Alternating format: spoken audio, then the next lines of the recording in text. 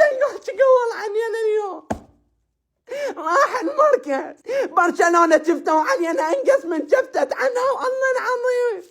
خذوا المركز من ضمن الثمانية واحنا شحتونا برا باي باي للملحة. هي الغدرة منين تجيك؟ من اقرب صديق اليك جوزيف مورينيو.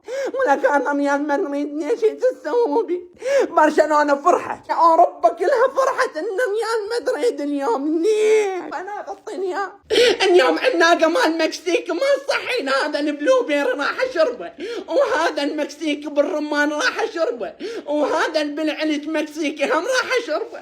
كلهن اليوم اشربه.